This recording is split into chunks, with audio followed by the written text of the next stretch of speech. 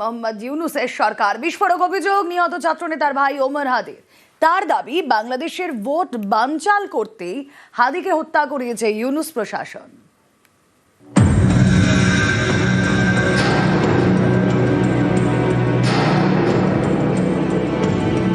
আপনারাই ওসমান হাদিকে হত্যা করিয়েছেন, আবার আপনারা এটাকে ইস্যু করে নির্বাচন বানচাল করার চেষ্টা করতেছেন। ওসমান হাদির বিচার যদি না হয় আপনারাও একদিনে বাংলাদেশ থেকে পালাতে বাধ্য হবেন। শরীফ ওসমান হাদি বাংলাদেশের জনপ্রিয় ছাত্রনেতা। আসন্ন সাধারণ নির্বাচনে তার ঢাকা থেকে প্রার্থী হওয়ার কথা ছিল। এহেন ওসমানী ঢাকার রাজপথে গুলিবিদ্ধ হন 12ই ডিসেম্বর। পরে সিঙ্গাপুরের হাসপাতালে তার মৃত্যু হয়।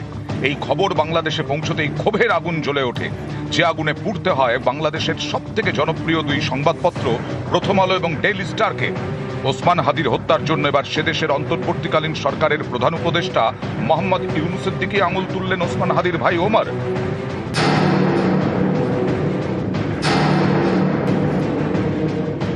আপনারাই ওসমান হাদিকে হত্যা করিয়েছেন, আবার আপনারা এটাকে ইস্যু করে নির্বাচন বানচাল করার চেষ্টা করতেছেন। আপনারা যারা রাষ্ট্র ক্ষমতায় থাকাকালীন অবস্থায় ওসমান হাদিকে হত্যা করা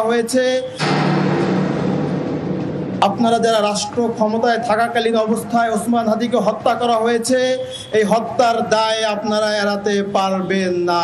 আপনাদেরও বিচার হবে। ওসমান হাদির বিচার যদি না হয় আপনারাও একদিনে বাংলাদেশ থেকে পালাতে বাধ্য হবেন। বাংলাদেশের কোটি কোটি মানুষ ওসমান হাদির বিচারের অপেক্ষায় আছে। এই হত্যার দায় আপনারা এড়াতে পারবেন না। ওসমান হাদি ছিলেন ভারত বিরোধী, তাই শুরুতে হাদি হত্যার দায় ভারতের ঘাড়ে চাপানোর চেষ্টা করে বাংলাদেশের মৌলবাদীরা। এমনও রটিয়ে দেওয়া হয় যে হাদির হত্যাকারীরা নাকি ভারতে পালিয়ে এসেছে, যদিও পরে বাংলাদেশ পুলিশ জানায় এমন কোনো তথ্য তাদের কাছে নেই। শেষ অবস্থানটা সুনির্দিষ্টভাবে আমাদের কাছে এভাবে তথ্য নাই। আমরা নানাভাবে আমাদের তদন্তকারী অফিসাররা, আমাদের গোয়েন্দারা চেষ্টা করে যাচ্ছে আসামি বর্ডার পার হয়ে চলে গেছে কিনা। আমরা এখনো কনফার্ম হতে পারিনি যে সে হয়ে চলে গেছে। যত সময় যেতে থাকে ততই পরিষ্কার হতে থাকে ছবিটা। সামনে আসতে শুরু করে হাদির একের পর এক ভাষণ, যেখানে ইউনূসের উপদেষ্টাদের তুলোধনা করছেন তিনি, প্রশ্ন তুলছেন। ভোটের আগেই কেন বিএনপির সঙ্গে সমঝোতা করে নিচ্ছেন ইউনূসের উপদেষ্টারা? উপদেষ্টাদের বিরুদ্ধে সাধারণ মানুষের ক্ষোভের কথা কি ইউনূস জানেন না? এভাবে কি ইনসাফের বাংলাদেশ তৈরি করা যাবে? এই প্রশ্নগুলোকে রাজনৈতিক মঞ্চে তুলে আনতে চাইছিলেন ছাত্রনেতা ওসমান হাদি। বিপুল জনপ্রিয়তাও পাচ্ছিলেন তিনি। অনেকের মতে ভোটে জিতলে দেশের শীর্ষ কোনো প্রশাসনিক পদে বসা নিশ্চিত ছিল তার। কিন্তু ভোটের আগেই হত্যা করা হলো হাদিকে। শুধু হাদি নন, সম্প্রতি গুলি করা হয়েছে আরেক ছাত্রনেতাকে। তবে কি গোটাটাই ভোট বানচাল করার ছক? দীর্ঘ গড়িমসির পর অবশেষে বাংলাদেশে ভোট করাচ্ছেন মোহাম্মদ ইউনূস। 12ই ফেব্রুয়ারি সাধারণ নির্বাচন। ভোটের পর নতুন সরকার এলে দেশের শীর্ষ প্রশাসনিক পদ থেকে সরতে হবে ইউনূসকে। খুব বেশি হলে রাষ্ট্রপতির পদ পেতে পারেন তিনি। ফলে রাজনীতির পাটিগণিত অনুযায়ী বাংলাদেশে ভোট হয়ে নির্বাচিত সরকার এসে গেলে ক্ষমতা হারাবেন ইউনূস। সেই কারণেই কি ভোট বানচাল করে দেওয়ার চেষ্টা, যাতে প্রধান উপদেষ্টার চেয়ারে বসে থাকা যায়? তাই কি হাদির মতো ছাত্রনেতা খুন? একটা অপদার্থ ক্ষমতালোভী ইউনূস বেকার ছাত্রছাত্রীদের সামনে রেখে তিনি ক্ষমতা ভোগ করতে এসছেন, এবং সেই ক্ষমতা ভোগের সামনে যারা দাঁড়িয়ে তাদের তিনি সরিয়ে দেবেন, এটা নিঃসন্দেহে বোঝা যাচ্ছে। এবং হাদি যেহেতু ইলেকশন চেয়েছিল, তাকে যে সমর্থন করা যায় তা নয়, এবং হাদি যে বলেছিল যে নির্বাচন করতেই হবে, সেটা তো ইউনূস সরকার মেনে নেবে না। তিনি মুখোশধারী শাসক, এবং হাদির ভাই যা বলেছেন এটা সম্পূর্ণরূপে সত্যি। নিউজ 18 বাংলা।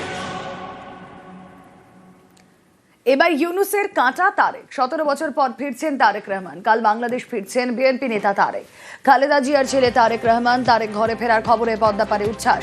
ঢাকায় জমায়েত বিএনপি নেতা কর্মীদের।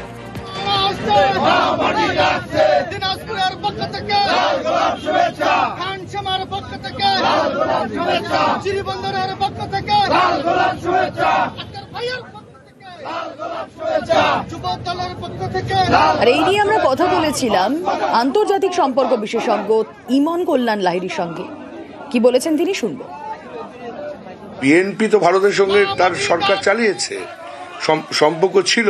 আওয়ামী লীগ যেমন আমাদের সঙ্গে সম্পর্ক ছিল, ঠিক তেমনি বিএনপি যখন এসেছিল ভারত কি তার বিরোধিতা করেছিল?